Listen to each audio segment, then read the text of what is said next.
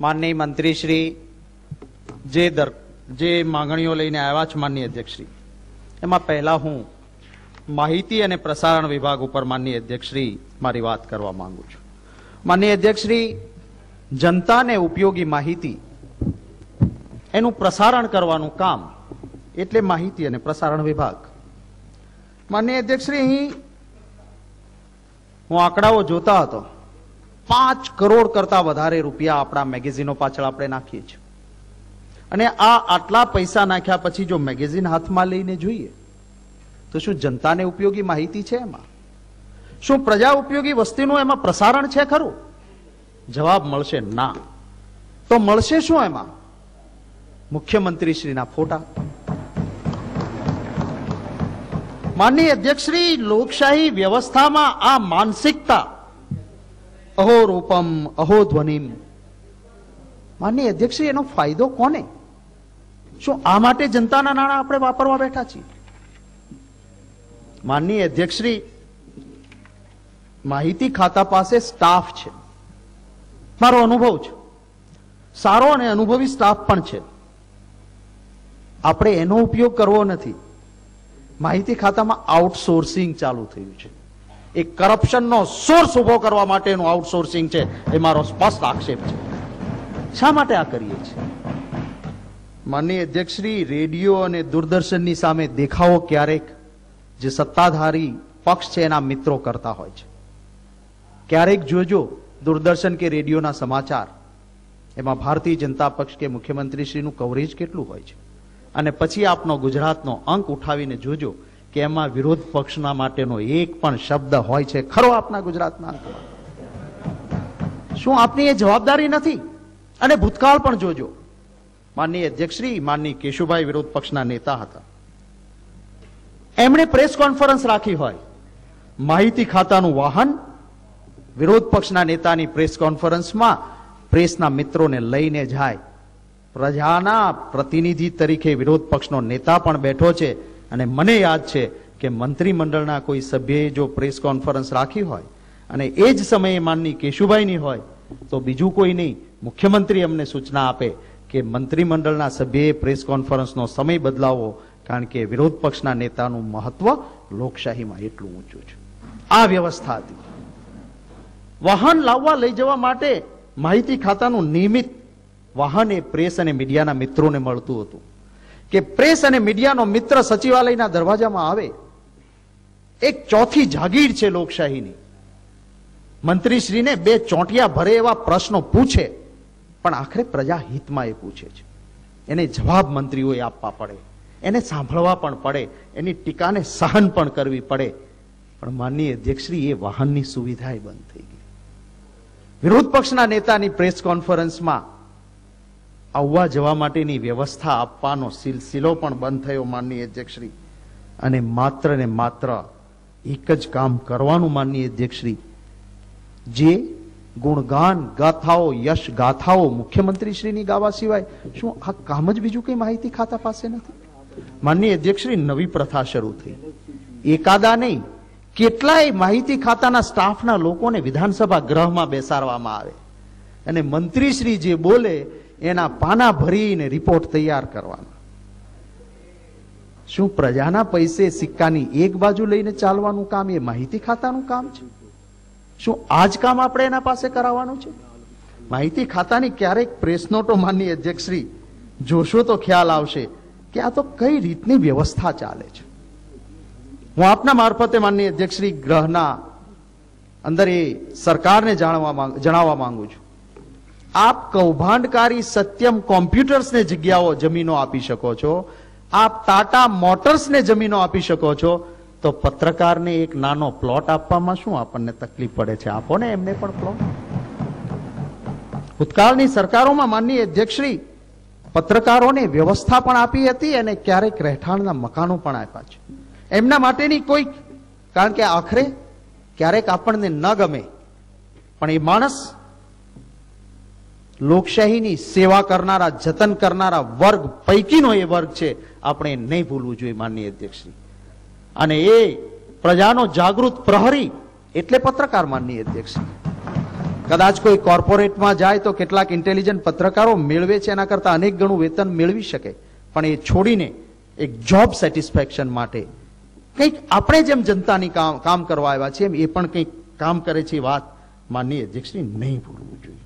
માનનીય અધ્યક્ષશ્રી, આજે સામાન્ય વહીવટ વિભાગની માંગણીઓ આવી છે.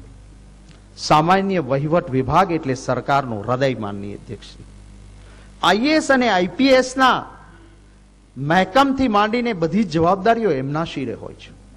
શું કરીએ છીએ આપણે આજે? નિષ્ઠા અને પ્રમાણિકતાથી કામ કરનારો આ રાજ્યનો આઈએએસ કે આઈપીએસ એને ખૂણામાં બેસાડવાનું કામ આ વિભાગ મારફત થાય છે. મેં જોયા હતા સામાન્ય વહીવટ વિભાગના એ અધિકારીઓ કે જે મુખ્યમંત્રીશ્રીને પણ કહેતા કે સાહેબ, આ અધિકારી છે ને એ ભલે આપનું માનતો નથી, પણ એ જનતાનું હિત હૃદયમાં લઈને ચાલે છે, આપણાથી એને ઇનજસ્ટિસ ના થઈ શકે. એ પરિસ્થિતિ પણ માનનીય અધ્યક્ષશ્રી હતી ને આજે તો શું સહેજ પણ આમ તેમ થાય ને એટલે તો સીએમઓ માંથી આદેશ છૂટે ને સામાન્ય વહીવટ વિભાગ મન ફાવે તેવું કરે. માનનીય અધ્યક્ષશ્રી, જો સરકાર એમ કહેતી હોય કે we are non corrupt, we are clean, તો પછી લોકાયુક્તને નિયુક્ત કરવામાં આપણી કેમ આપણી દાનત ચાલતી નથી? એક્ટ ક્લિયર છે માનનીય અધ્યક્ષશ્રી. Governor shall appoint in consultation with Chief Justice of the High Court and Leader of the Opposition. Government has no role to play. સરકારનો કોઈ પણ જાતનો રોલ લોકાયુક્તમાં નથી. એમ છતાં એ રોલ પ્લે કરવાની કોશિશ કરવાની. નામદાર હાઈકોર્ટના ચીફ જસ્ટિસ એક નામ મોકલી આપે, હું લોકાયુક્ત નિયુક્ત થાય માટે એ નામમાં આંધળી રીતે હા પાડું કે એક નામ આવ્યું છે આપી દો. He is the best judge to decide who can be the Lokayukta. મારા લાઇકિંગ ડિસલાઇકિંગ નથી મૂકવા. અને એમ છતાં લોકાયુક્ત નિયુક્ત ન થાય. શું આપણને એ પણ ખબર ના હોય કે આપણે લોકશાહીનું જતન કરવા માટે માનનીય અધ્યક્ષશ્રી બેઠા છીએ? આપનામાં હિંમત બતાવવી જોઈએ અને લોકાયુક્તની તાત્કાલિક નિયુક્તિ માનનીય અધ્યક્ષશ્રી કરવી જોઈએ. આ સામાન્ય વહીવટ વિભાગ માનનીય અધ્યક્ષશ્રી ગુજરાત પબ્લિક સર્વિસ કમિશન અને ગૌણ સેવા પસંદગીના અંદરની નિયુક્તિઓ કરે છે. આ રાજ્યના હાથ પગને સિલેક્ટ કરવાનું કામ એ માનનીય અધ્યક્ષશ્રી જીપીએસસી અને ગૌણ સેવા પસંદગી કરે છે. ક્યારેક અહીં હાથ મૂકીને જોજો તો ખરા કે એના નીતિમત્તા અને ધોરણો જળવાય છે ખરા? ગુજરાત પબ્લિક સર્વિસ કમિશનમાં બેઠેલા માણસને પછી ક્યાંય કામ ના આપી શકાય, જોગવાઈ હોવા છતાં આપણે એને ક્યાંય રાખતા તો નથી. આપણે આપણી વિચારધારાવાળા માણસને મૂકવા માટે ઉચ્ચતમ સ્થાન પર માટેની જે લાયકાતો છે એમાં કોમ્પ્રોમાઇઝ તો નથી કરતા ને? એ જોવું નહીં પડે માનનીય અધ્યક્ષશ્રી. માનનીય અધ્યક્ષશ્રી, મંત્રીમંડળની જવાબદારીઓ બહુ મોટી છે માનનીય અધ્યક્ષશ્રી. એક એક પૈસો રાજ્યનો કેમ વપરાય એની ચિંતા મંત્રીમંડળે કરવાની છે. માનનીય અધ્યક્ષશ્રી, ભલું થજો આરટીઆઈ એક્ટનું, રાઇટ ટુ ઇન્ફોર્મેશન એક્ટનું મંત્રીમંડળમાં એક વહેંચાયેલી નોંધ મારા હાથમાં આવી. મંત્રીમંડળમાં વહેંચાયેલી કે ટાટાની નેનો કાર માટે આ સુવિધા આપવાની એની મંત્રીમંડળને વહેંચાયેલી નોંધ. માનનીય અધ્યક્ષશ્રી, આઘાત લાગે. આ રાજ્યનો કોઈ પણ કારીગર સામાન્ય માણસ 1 લાખ રૂપિયાનું રોકાણ કરતો હોય તો એને મહત્તમ ફાયદો 1 લાખ રૂપિયાનો જ મળે, એને કોઈ દિવસ 3,30,000નો ફાયદો ના મળે. એમાં લખાયું છે કે 2250 કરોડ રૂપિયા ફર્સ્ટ ફેઝમાં ઇન્વેસ્ટમેન્ટ, 650 કરોડ રૂપિયા સિંગુરથી હું પ્લાન્ટ ફેરવીશ એનો ખર્ચ લાગશે, 2,700 કરોડ. અને એની સામે એને લાભ કેટલો આપવાનો? તો કે 2,700 કરોડની સામે એને લોન પેટે રકમ આપવાની 9,570 કરોડ રૂપિયા. વ્યાજ કેટલું? તો કે 0.1%. હપ્તો પહેલો ક્યારે ભરવાનો? 20 વર્ષ પછી પહેલો હપ્તો ભરવાનો. અરે આપણે તો ગાય માતાની વાત કરીએ છીએ. ગાય માતા માટેની જે જગ્યા જ્યાં એનિમલ હસબન્ડરી યુનિવર્સિટી બનાવવાની હતી, એ હૃદય સમાન જગ્યા એ ટાટાને ધરી દેવાની માનનીય અધ્યક્ષશ્રી મંત્રીમંડળમાં નોંધ આવી અને એ જ મંત્રીમંડળની નોંધમાં લખ્યું છે કે ટાટાએ કહ્યું છે કે હું લાભો તો લઈશ, બીજા ઘણા લાભો છે નથી ગણાવતો. માનનીય અર્જુનભાઈએ વિગતો આપી હતી. આ બધા જ લાભો લઉં, પણ ગુજરાતીઓને નોકરી આપવાની જે નીતિ છે તમારી એ મને મંજૂર નથી. આવી નોંધ મંત્રીમંડળમાં મૂકવાની હિંમત પણ કેમ થઈ શકે એ મને તો માનનીય અધ્યક્ષશ્રી સવાલ થાય છે. માનનીય અધ્યક્ષશ્રી, માનનીય અધ્યક્ષશ્રી, મહાત્મા મંદિરની આપણે વાત કરીએ છીએ. મહાત્મા ગાંધીજી તો થર્ડ ક્લાસના ડબ્બામાં ફરતા હતા. આપણે હવાઈ જહાજથી હેઠો પગ મૂકી શકીએ છીએ ખરા? આપણે તો પ્રચારક, સાદગીના પૂજારીના, ધર્મના, શિક્ષણના, લક્ષણની વાત કરનારા, અને કલાકો કલાકો આપણે ઉડીએ. કરોડો રૂપિયા, અમારા સવાલના જવાબના આંકડાઓ તો જોજો, કરોડો રૂપિયા તો હવાઈ જહાજનો ખર્ચ થતો હોય જે રાજ્યના મુખ્યમંત્રી પાછળ. માનનીય અધ્યક્ષશ્રી, એનાથી વધારે માનનીય અધ્યક્ષશ્રી શું અપેક્ષા રાખી શકાય? દિલ્હી જવાનું હોય, કેટલી બધી સર્વિસ હવાઈ સેવાઓ મળે છે. સવારથી સાંજ સુધીના કેટલા પ્લેન મળે છે. એ વિમાન આપણને ફાવે નહીં, કારણ કે આપણે તો પ્રજાના પ્રતિનિધિ છીએ કે કેમ? એ તો પ્રજા માટેનું પ્લેન છે. મને તો ઉદ્યોગપતિના પ્લેનમાં જ હું દિલ્હી જઈ શકું, હું આ પ્રજાના પ્લેનમાં બેસી ન શકું.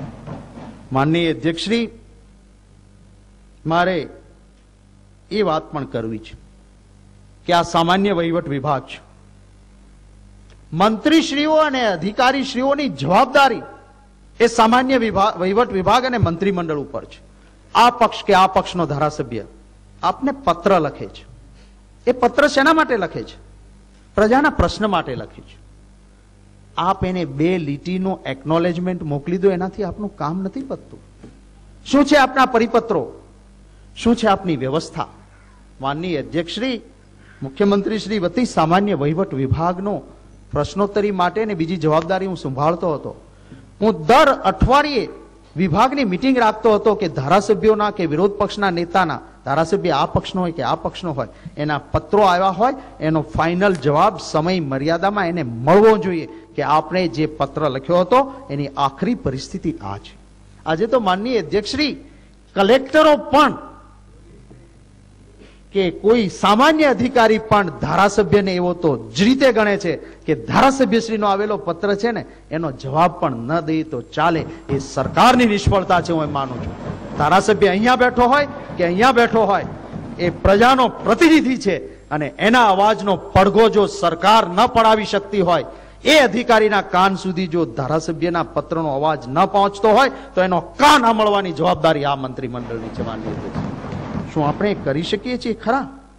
માનનીય અધ્યક્ષશ્રી, આપના સ્થાન પર બેઠેલા માનનીય અધ્યક્ષશ્રીએ બહુ જ સુંદર આદેશ આપ્યો હતો. માનનીય અધ્યક્ષશ્રી, પાના નંબર 279, નિર્ણય ક્રમાંક 411, કે સરકારી સમારંભો છે ને માનનીય અધ્યક્ષશ્રી, એ સરકારી સમારંભમાં ધારાસભ્ય આ પક્ષનો કે આ પક્ષનો ન જોવાય, એને જબરજસ્ત સરખું મહત્વ મળવું જોઈએ, એ કહેનાર આ ખુરશી પર બેઠેલા માનનીય અધ્યક્ષશ્રીનો નિર્ણય. આજે શું થાય છે માનનીય અધ્યક્ષશ્રી? કોંગ્રેસનો ધારાસભ્ય છો ને, હું પ્રજાના ખર્ચે જલસા કરાવું, કાર્ડ છપાવું, એમાં ભાજપના હોદ્દેદારનું નામ હોય પણ કોંગ્રેસના ધારાસભ્યનું નામ ના હોય. મારો સવાલ એ છે કે અધ્યક્ષશ્રીએ આપેલા નિર્ણય પછી આ પ્રકારનું વલણ એ અધ્યક્ષશ્રીની ખુરશી અને આ વિધાનસભા ગ્રહનું અવમાન નથી તો બીજું શું છે? કારણ કે અધ્યક્ષશ્રીએ કહ્યું છે આ ગ્રહમાં, અને એમણે કહ્યું છે કે અધિકારીઓને પણ તાકીદ કરજો કે ધારાસભ્ય આ પક્ષનો હોય કે આ પક્ષનો હોય, એને એક સરખું ઉત્તમ મહત્વ મળવું જોઈએ. એ આદેશ માનનીય અધ્યક્ષનો હતો. માનનીય અધ્યક્ષશ્રી, માનનીય અધ્યક્ષશ્રી, હમણાં મુખ્યમંત્રીશ્રીએ એક ચાલુ કર્યું, વાંચે ગુજરાત. માનનીય અધ્યક્ષશ્રી, ગુજરાત તો વાંચતું જ આવ્યું છે. માનનીય અધ્યક્ષશ્રી, સૌરાષ્ટ્રની રસધાર હોય, સરસ્વતી ચંદ્ર હોય, મહાભારત હોય, રામાયણ હોય, લોકકથા હોય કે નવલકથા હોય, આમ ગુજરાતી તો હંમેશા વાંચતો આવ્યો છે અને આની શુદ્ધ રીતે જાણકારી મેળવતો રહ્યો છે. પરંતુ આ મંત્રીમંડળને વાંચે મંત્રીમંડળ એવો મુખ્યમંત્રીએ કાર્યક્રમ આપવો છે.